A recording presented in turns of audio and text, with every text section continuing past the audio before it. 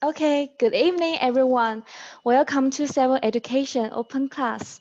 My name is Faye. We will talk about AP English. First of all, let me introduce our teacher, Amy. Amy has a Bachelor of Arts from UCLA, a Master of Humanities from the University of Chicago, and studied law at Duke University. Besides helping students in English, Amy is also passionate about essay writing. She is a patient and encouraging teacher with each of her students. Amy is a college essay expert, helping students brainstorm a unique and compelling story for their applications. Okay, let's welcome Amy.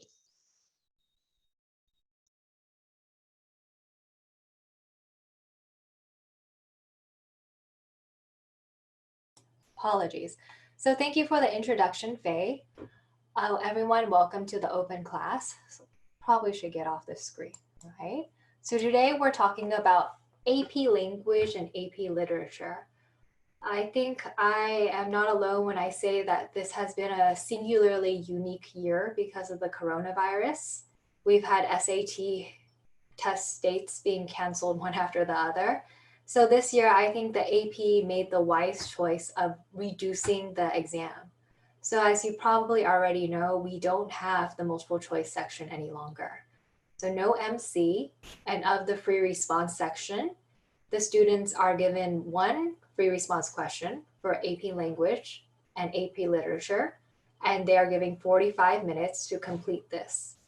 We also know which question this is. So for AP language, this is free response question 2. It is the rhetorical analysis question. And I'll be going over this a bit more in detail if this doesn't sound familiar to you right now. For literature, this is what we call the literary analysis question. One thing is you can tell us that they're very much emphasizing analysis this year. So once again, it's one question, one essay, 45 minutes, and your entire grade will be based on that one essay. It will also be, I believe, it's open book and open note, but that's less relevant for language and literature. They are not testing you on whether you've memorized events in a story or, authors' names. They're very much testing what I would call skill sets. Do you know how to analyze nonfiction, fiction? Do you know how to articulate an argument? And more importantly, do you know how to support your argument with relevant evidence from the text? Okay, so that's just a brief overview. So first, I'm going to kind of take our way through AP literature. One of the things I do want to emphasize is that even though these exams are fundamentally different, one is on fictional literature, one is on language, I hope by the end you'll see that it's very much testing the same skills. Right? Analysis in language and literature at many times are interchangeable or transferable. So I'll give a more in-depth view of literature, but when we move to language, I do want to stress is the same analytical skill set. Okay, so one thing is I'm going to go over the rubric in more detail later. But for this year, I believe in 2019, they changed the rubric for the AP Lit and language exams. And the rubric is just how they're going to grade your essay. So before it was what I would call a more holistic approach. It was very much, is this a well-rounded, well-argued essay? And I think the pointers they gave graders were just more, I think, broad and general. It was very much considering whatever it was as a whole. So this year, they restructured it. It's now 3 different items on the rubric. And the meat of your score very much comes from the analytical score. So this year, they are very much focusing on what I would call evidence and analysis. And if this isn't clear to you now, I'm going to go over the rubric later. So hopefully it will be more clear. So there are 2 key mistakes that I see students constantly making on the free response sections. And this applies to both exams. One is their essays are simply too vague, right? It's what I would call overgeneralization and repetitiveness. They repeat the same thing over and over. But what's worse is that what they are repeating doesn't make any specific argument. You want to make a specific argument in your essays. Otherwise, if you're trying to tackle something that's as broad as, let's say, you were giving a speech to analyze by Obama, and your argument is Obama makes an effective speech, right? That's much too broad. Everyone is trying to argue this in some sense. It gives your essay no shape. It gives it no focus. So whatever you're writing is probably going to have no structure and focus. It's going to be weak. The second part, or the second mistake I see students make, is what I would call having unsupported claims. Right? First of all, what is a claim? A claim is an argument, right? It's an assertion that you make. The key to a claim is that you are not backing it up with anything. For instance, if I say vanilla ice cream is the best ice cream flavor, that's a claim, right? If I wanted to actually support that in an essay, I have to include evidence. I don't know what it would be, perhaps about flavoring, popularity, etc., in order to convey an effective argument.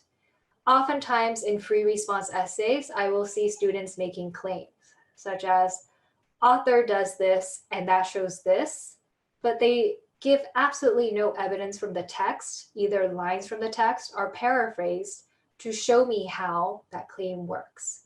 And we'll go over this in more detail, but these are just really the two pitfalls I see students making all the time. It's vagueness, so much too broad, no focus, or you're just making assertions all over the place and you are not giving me any evidentiary proof, any proof from the passage that what you are arguing can actually be supported. So one thing I highly recommend is planning ahead. I know for some students, also my high achieving students, they always say, I don't need time to outline, right? I can just read the prompt and I'm just gonna write immediately.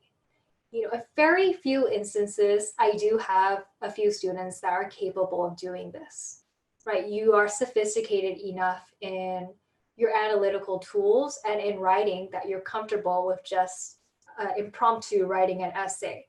But I find for the majority of people, when they start doing this, their essay goes all over the place, right? They go from point A to point B to unrelated point D, because it is an impromptu writing. They're just putting down on the page whatever they're thinking at the moment.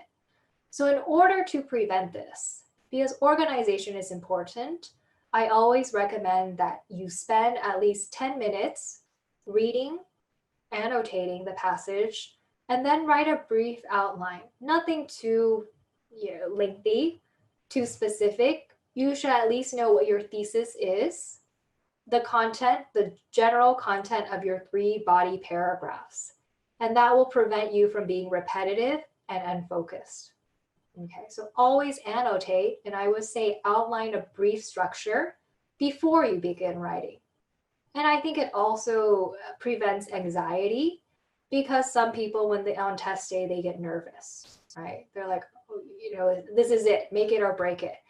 And I think one way to prevent that is really just having a plan. So if you're writing the essay and you feel anxiety, just look back at your outline, ground yourself, and remind yourself what you were going to write next. Okay, so let's move on.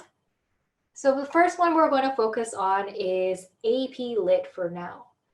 I say AP Lit, but then once again, once you see the rubrics, you'll notice that there's some definite similarities between the two.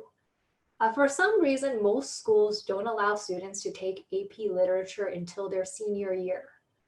So that's why I tend to see more people who take the AP Language exam, although some schools don't offer an AP Language course, so that's another issue.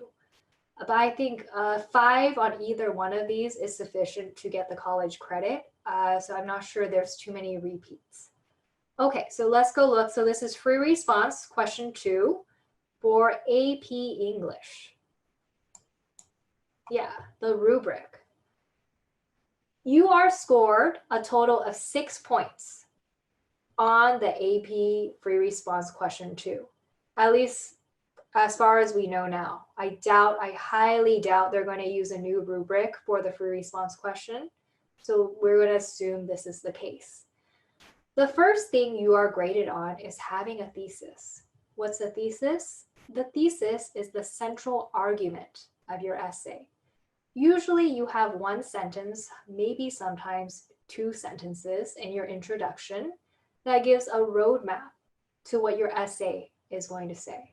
And let's go look at what they say. What do they highlight? You're given 1 point just for having a thesis.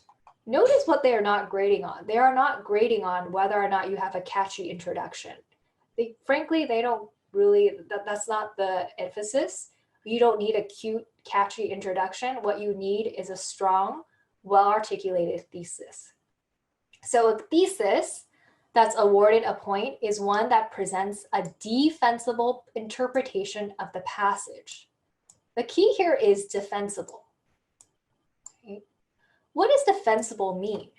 It means you're actually conveying an argument rather than just giving me a fact about the passage. Okay, so if you compare and contrast, here, the poor thesis that is awarded only 0 points made these mistakes. You only restate the prompt. Right? So you are not giving me an argument about the prompt. You just restated the prompt. That is not defensible. You gave me a summary, like a book report. A book report is not a defensible interpretation. A book report is a summary of events. The only time we should be arguing about book reports is because someone made a mistake and recited the plot incorrectly.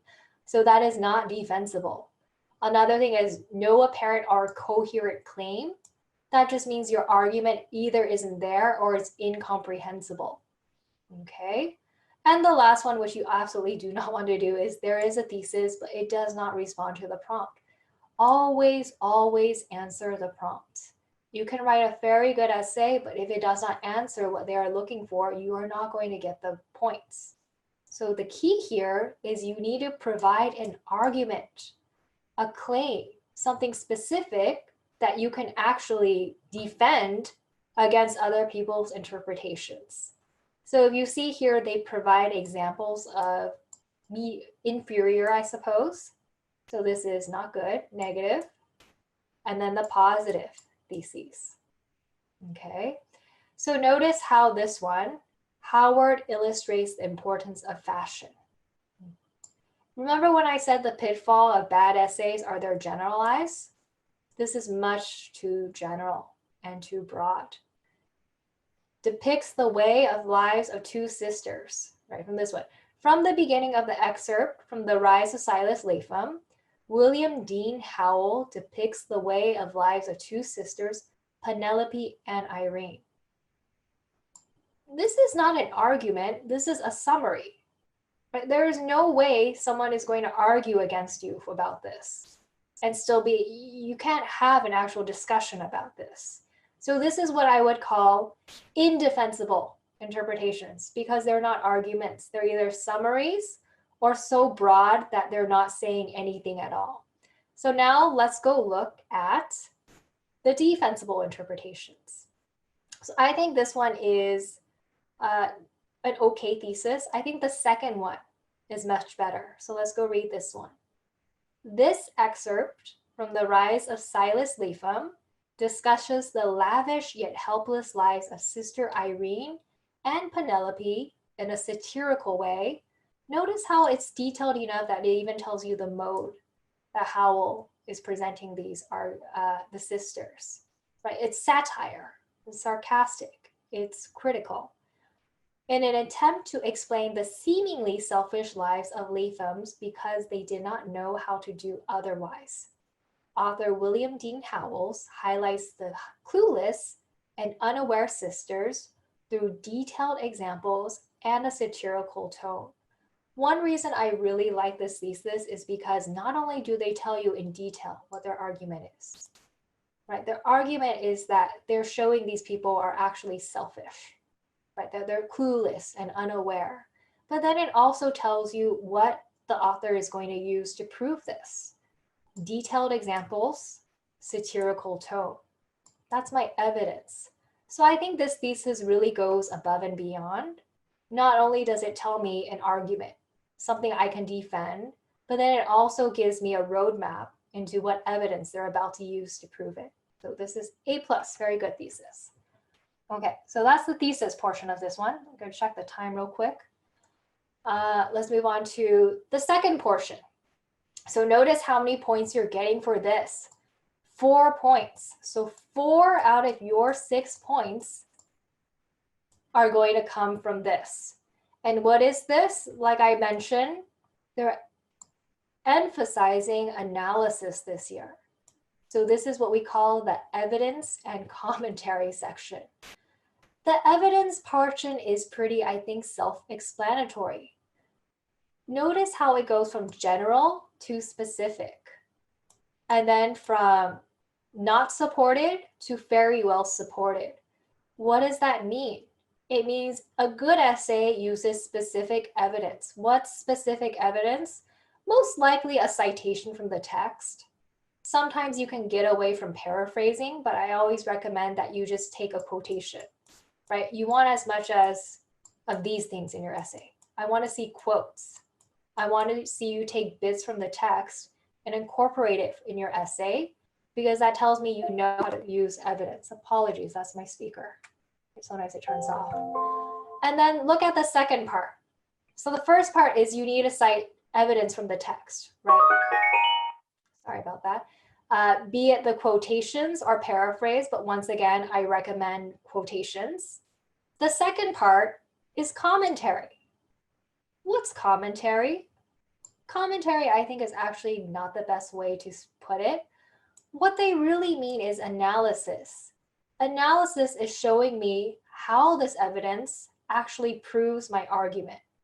What's the link between this and my thesis? How is this conveying my main argument? Notice how the weakest commentary is not analytical. It's just a summary, right? It summarizes but does not explain. So this would be the equivalent of me quoting something from the text and then just telling you as my commentary, word for word, what it says. But you're not making an argument from it, you're just summarizing it. And then if you go further, it relates to the student's argument, but no line of reasoning is established or the line of reasoning is faulty. This is what I call the student tried to make it seem like there was a connection, but did not clearly show. Like he or she will do something like, here's my evidence, and don't you see how this evidence ties to this? But they do not actually, quote unquote, show their work. They do not tell me specifically, step by step, how this actually relates to the overall argument. And I think if this is unclear now, I'm going to go over a few sample essays in a few minutes. And I think that will probably help in knowing what is meant by establishing a line of reasoning. Notice how for this one, what are they looking at? Literary elements or techniques. So what's meant by that? Merely, I think most students will learn this in their English courses. It's techniques like metaphor, allusion, compare and contrast, hyperbole, irony, right? Sarcasm, imagery, diction. All these things, I think if someone is preparing for the AP language or AP literature, excuse me, they should at least know what some of these terms mean and be able to identify them within the passage. So the good commentary not only just explains an argument, it shows the author's technique. So you're emphasizing how an author builds a point, right? So here, the building blocks of your argument are rhetorical techniques like metaphor, etc., or tone. Okay, so if you notice, let's just look at number 4 for right now. The highest responses uniformly offer evidence to support claims. That's simply just, you want to cite as much as you can. You want to give me evidence for everything you state. Another thing is you're focusing on specific words and details. This is what we call close reading. I think for high schoolers, they already know what this is, right? It's when you look at words, sentence structure, punctuation, within a passage, like this, the more specific the detail, the better. and you're able to tie that detail to a more general statement. Another thing is organization. Excuse me, that was not a good annotation on my part. Right, organization, what do I mean? Please don't have your argument go all over the place. It should be focused. Within a paragraph, don't suddenly jump from one argument to another. A paragraph should be coherent around a single argument. It should be focused enough for your reader to follow. And the last one is explain how the writers use of multiple literary techniques. So once again, what I mentioned about metaphor, allusion, etc., you want to identify it and then show me how this ties to your thesis, right? Your interpretation of the author. All right. So then the last point, so notice you get 1 point for a thesis. You get 4 points for evidence and commentary, so you should know what to focus on, right? And then the last part is what I call this really soft sophistication score. So for one thing, it's really just how complex is your argument.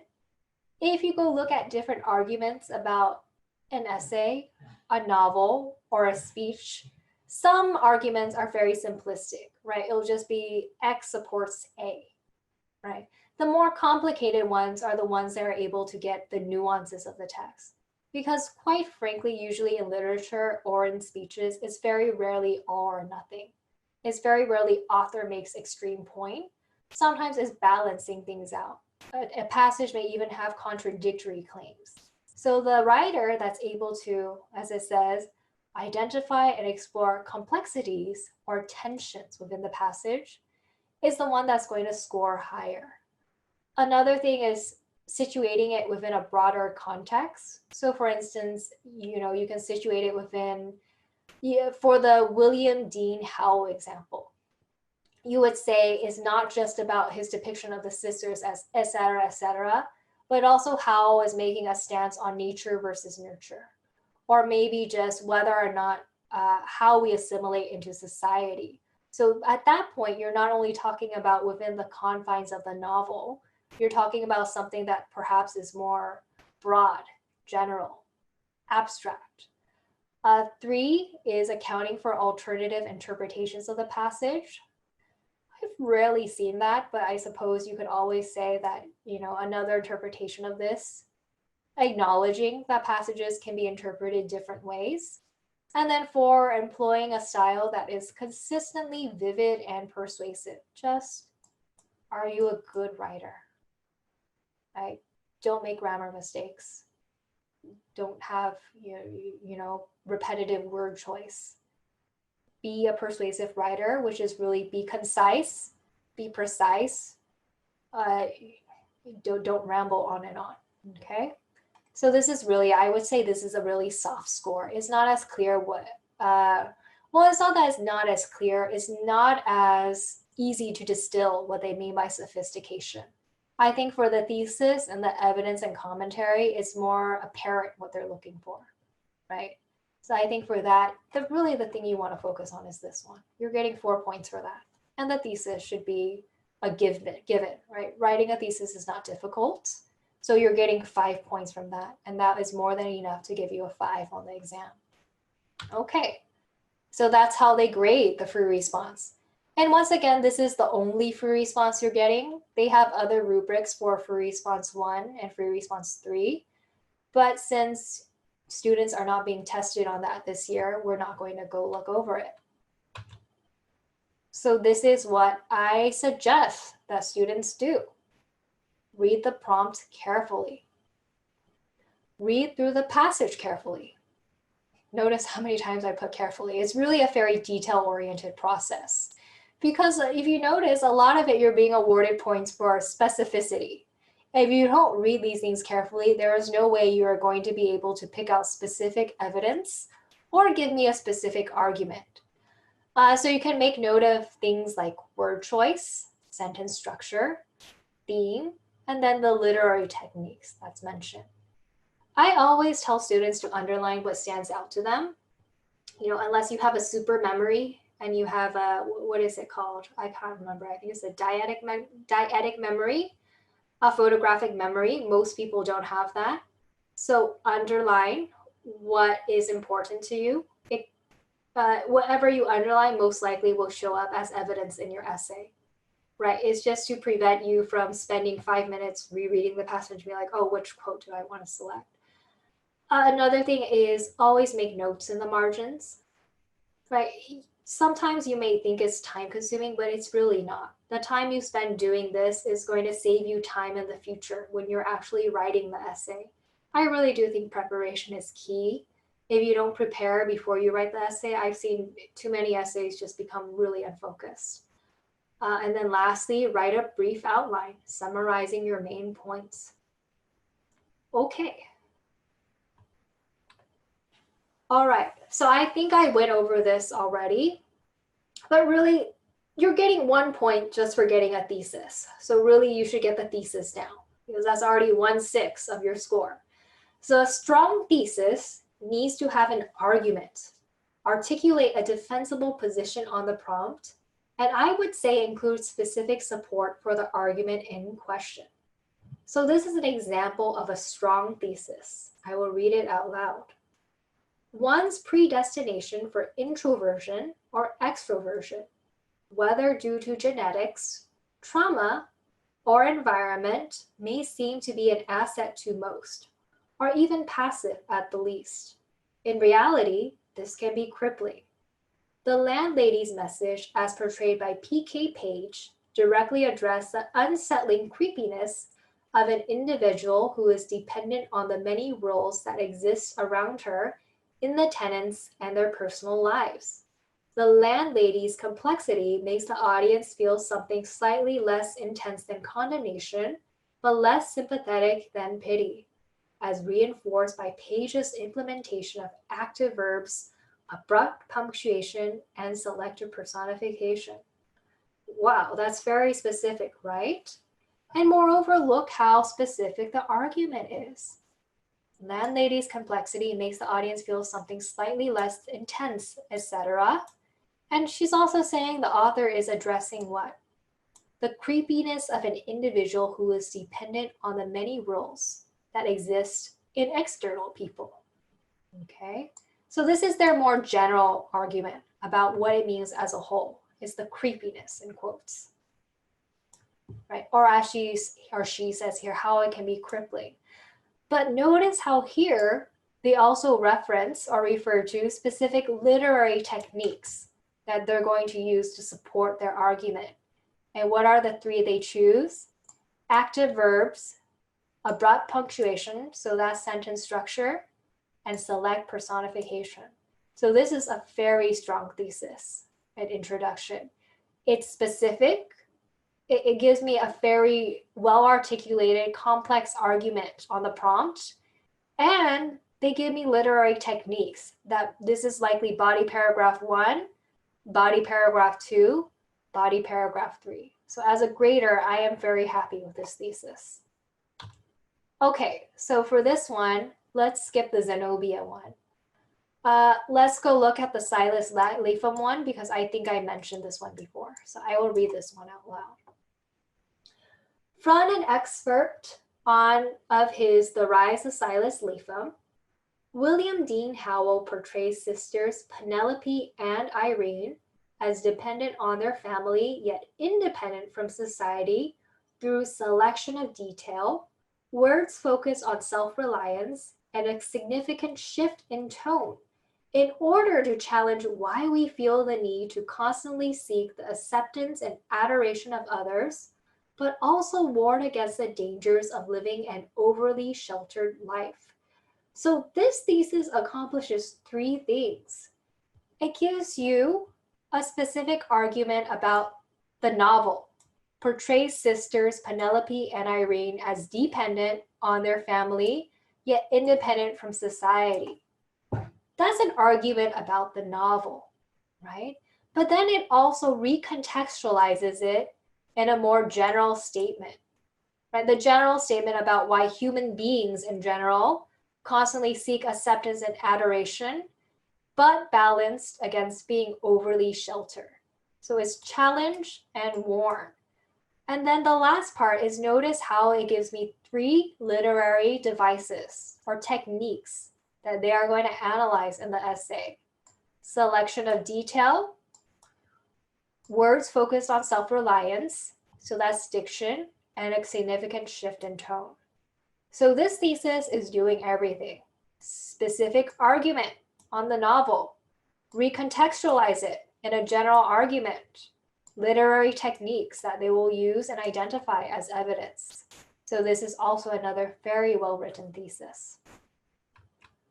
Okay, so now that we talked about the thesis, I want to mention a bit about how you structure the body paragraph.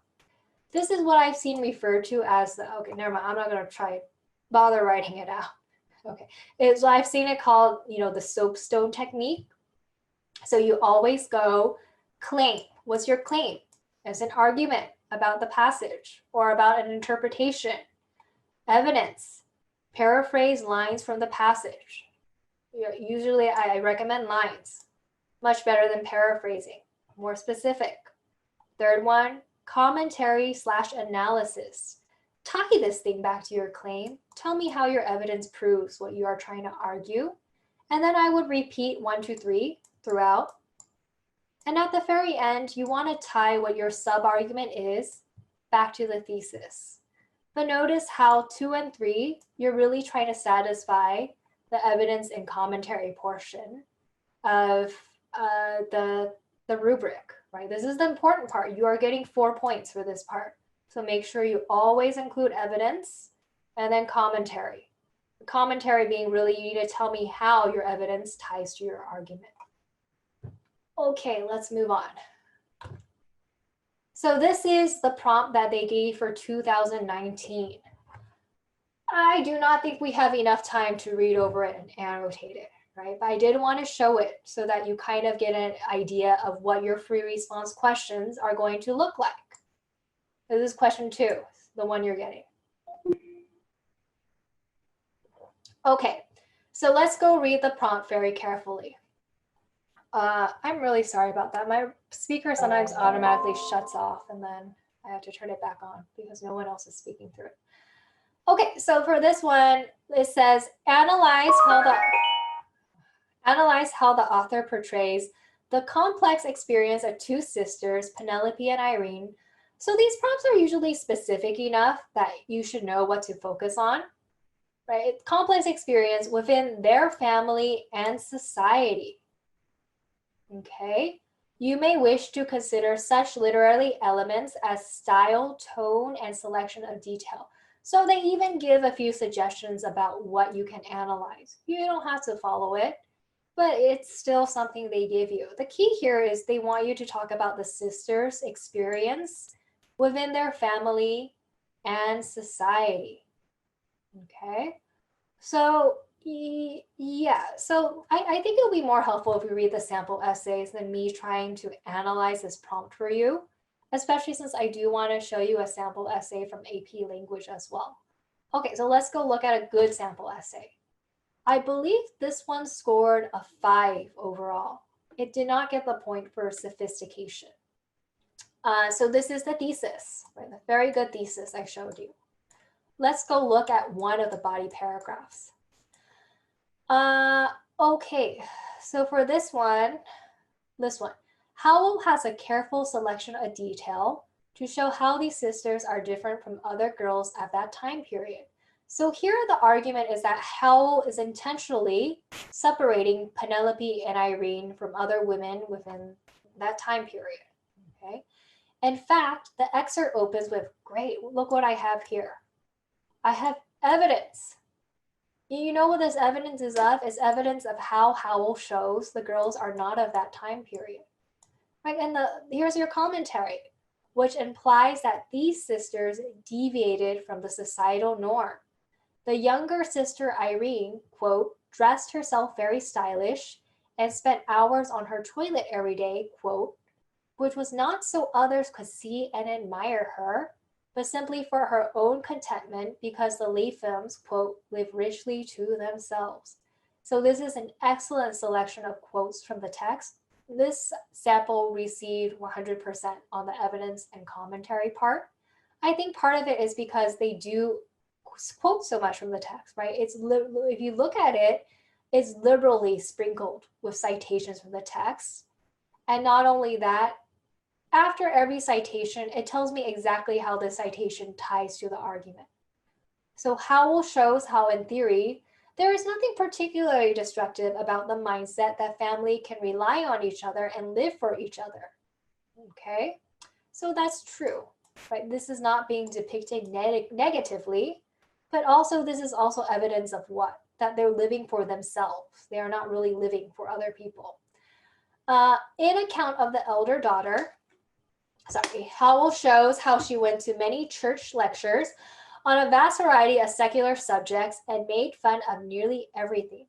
Her wit deterred potential suitors, differentiating her from the marriage-obsessed girls of her day.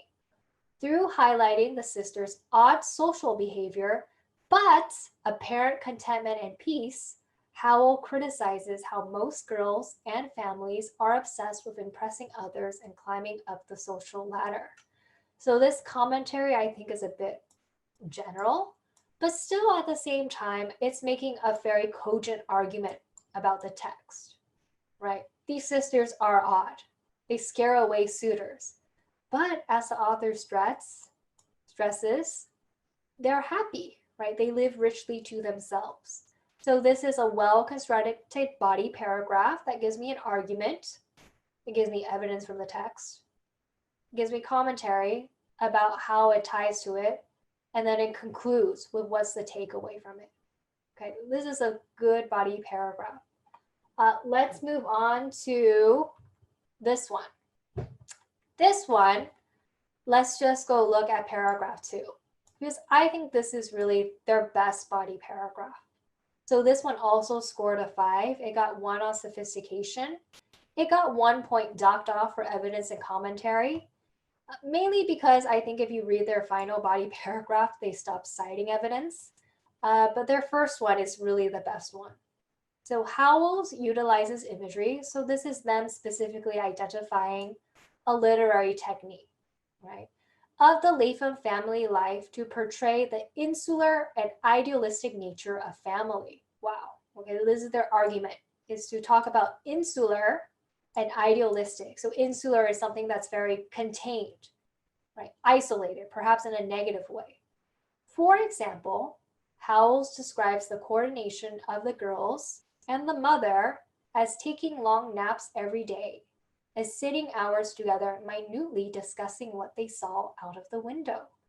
This description set up in the image of 3 well-dressed, sequestered women who slept for long periods of time and simply stared out the window talking about election. So this must be a poor handwriting. Yeah, about something things. His description of them spending hours together and taking long naps. Notice how this is very close reading, right? Now they are citing words directly from the quotation. And I think, oh shoot, my annotation, right? This is, you know, if you have the time and the skill set, this is definitely what they are looking for. This is good. Makes them look unusually bonded and surprises the reader, given that in the late 1800s, there was a lot occurring in society and work to be done. Rather than actively engaging with what was outside, the Lathams stared out the window and wanted in it, including passivity and the lack of readiness to engage with the world around them.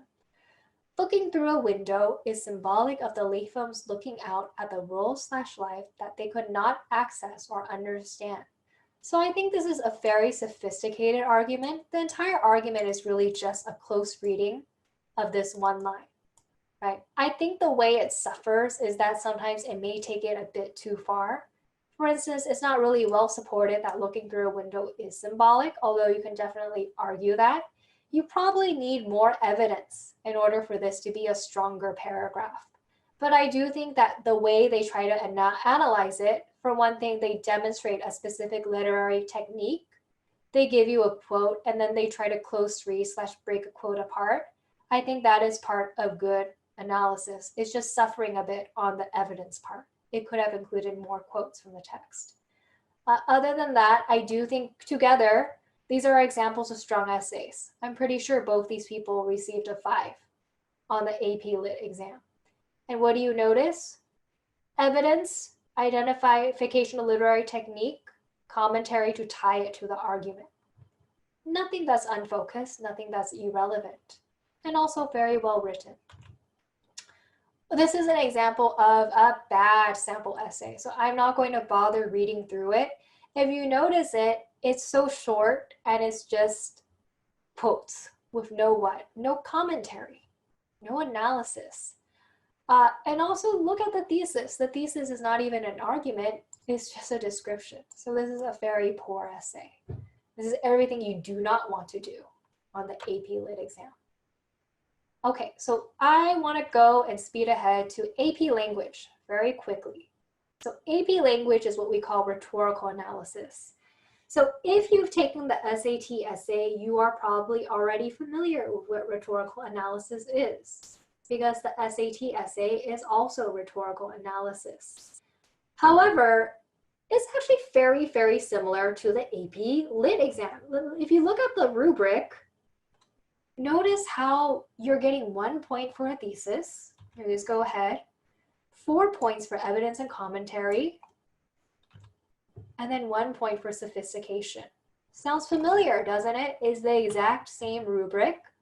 Only instead of literary techniques, what are you being asked to analyze? Rhetorical choices. What's the difference? It's just, in rhetorical analysis, you're reading nonfiction.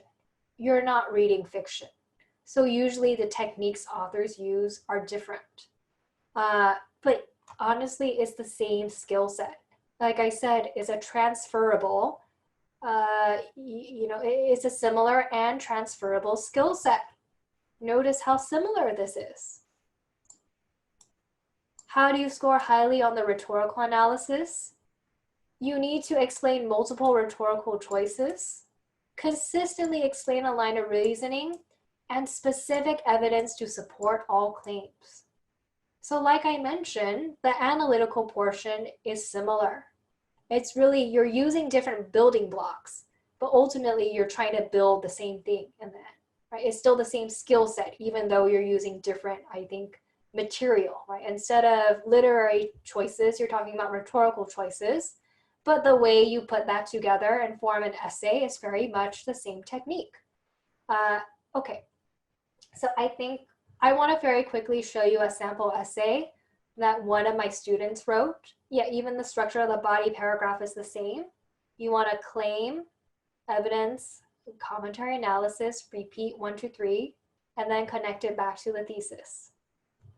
Okay, so I had my student write on the 2013 AP Language exam, and she wrote a very good essay in response to it that we revised together. So here, well, one part is, I think, so in a well thought out and articulate essay, Richard Louv describes the recent trend of business people turning to nature as an additional real-life venue to present their advertisements. He expresses his dismay at people continuing to reduce the natural world to yet another instrument of furthering commercial interests instead of appreciating the beauty of nature itself. To impart his beliefs about the undesirable trend of devaluing nature to the reader. So I think this and here is where she really gives a specific argument about what Louv's article is. If you go read the prompt, it is about devaluing nature and valuing technology. And here is where she tells you the specific rhetorical devices. Although here, I think she forgot to change this. So this should be changed to something like imagery, right? So it's contrast, personal anecdotes, and something like imagery and comparison. Okay, so for here, so towards the beginning of the passage, Louv mentions how technology and businesses are beginning to use nature as another potential platform to conduct their commercial activities. So part of the way she structured her essay is that she had a 3-part argument. And in the first part, she's saying that Louv is criticizing technology as a setup to his later argument about nature. So notice again, oh, it's my dog going a bit crazy. So notice again how she cites specifically from the text, right? Look at all these citations. And then moreover, how she gives you commentary about the analysis. From this statement, it can be implied that from his point of view, the majority of people regard nature as subordinate to technology. Nature is merely something that can be covered by billboards and commercials, therefore not even worth looking at. This is an effective introduction of Liu's overall claim that nature is being undermined by the greed of advertisers. Okay, and then the next part is when she analyzes the anecdote. So I think for both of these parts, right? And then this is where she uses extensive imagery. So I'm going to turn it over to Q&A in a moment, but I do want you to notice how it's very similar in a way to the AP Lit sample essays. Only instead of picking apart things from a fictional passage, you're looking at devices within a nonfiction passage. But the same thing, you take apart quotes, right? And then you tie it back to the overarching argument. So here, when she's citing these quotes, she says, this ties back to the author's initial argument that nature is swept under the rug to favor lucrative interests and material profits. Right? When she cites the quote about the children, it's also analyzed. And moreover, at the very end, tie it back to the thesis.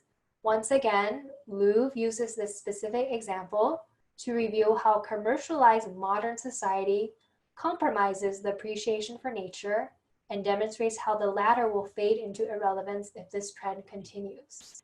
And then the last body paragraph is an analysis of imagery, right? So notice again how she cites from the text, right? And I think it's very good analysis on what it does, right? Express disapproval, etc. Right? Simple in comparison to the description of technology. Okay, so this is really, if you look through the sample essays, you'll notice it is the same analytical skill set, just on, I think, like different material. So this is a very well written essay that includes specific evidence and then specific commentary on how the evidence ties to her argument. And then before she ties it back to the overarching argument about technology v. nature. So that will be it for the open class today. I'm going to turn it over to Q&A. So you have any questions, please put it in the chat box or Q&A.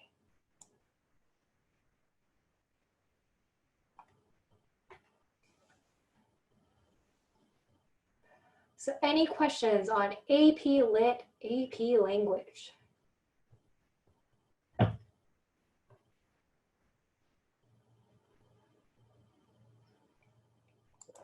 Okay. Okay, so one thing in the chat box, I have two. So the first one is, how long do you, why does this keep happening? Sorry.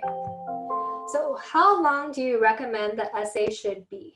I recommend it to be 5 paragraphs. Speaker again. So 1 introduction, 3 body paragraphs, right? 1 paragraph focused on, usually either a sub-argument or a rhetorical/literary device, 1 conclusion. However, please don't waste so much time on the intro/conclusion part. The intro should just be context. The most important part about the intro is the thesis. You're given points for having a good thesis. You're not given points for having a catchy intro. And then the conclusion is just brief restatement of your thesis. So it's just intro, 3 body paragraphs, conclusion. Another Faustine asks, should I spend time memorizing a lot of rhetorical devices? No, I don't think memorizing them will take a lot of time. I think at most it will take you an hour to review what they are. If you study for the SAT essay, I think you should already know what they are. They're things like, ethos, pathos, logos, stuff like that, right? Like compare and contrast. And also another thing is that, if you don't know what the specific rhetorical device is called, don't worry. You don't identify it. Just describe what it is, right? Don't waste so much time being like, I can't identify exactly what this is. That's fine. Just describe to the reader what the author is doing, and you're still going to get the points.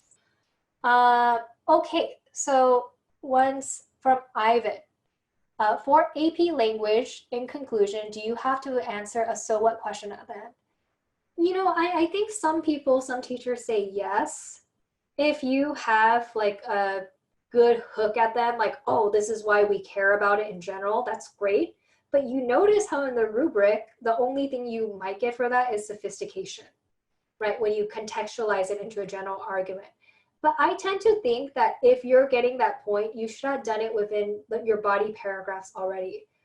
So I don't think you really need a specific so what in the conclusion.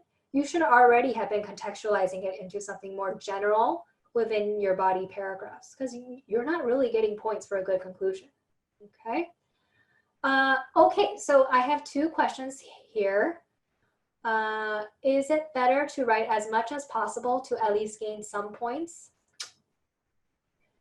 I think they're told not to grade on length, because if you're just writing something that's not very analytical and it's just repetitive, you're not going to get the points. So I would at least say focus on quality, right? Notice once again where your scores are coming from.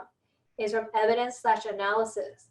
At the same time, good evidence/analysis requires words. So very short essays will definitely not do well because you're not analyzing anything if your essay is only half a page long.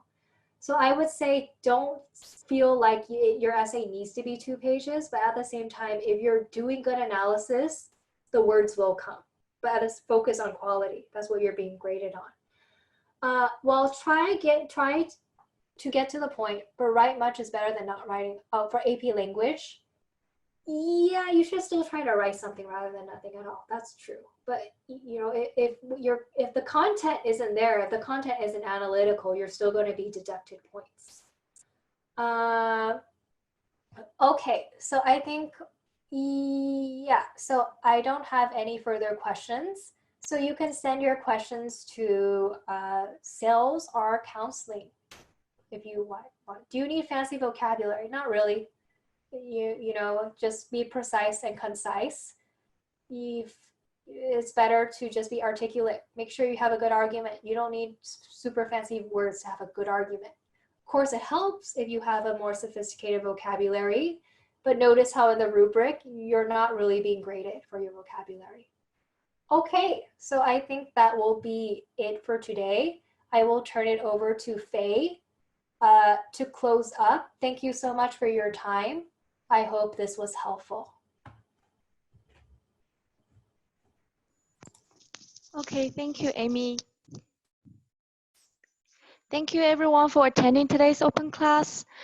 Amy's AP English mock test and review class will start this week. If you are interested in this class, if you have any other questions toward AP test and other AP subjects, feel free to scan the QR code to contact me. Next open class is about pre-algebra with Dr. Yan. The date is April 24th and the time is 6 p.m. to 6:45 p.m. So see you guys this Friday. Have a nice night. Bye-bye.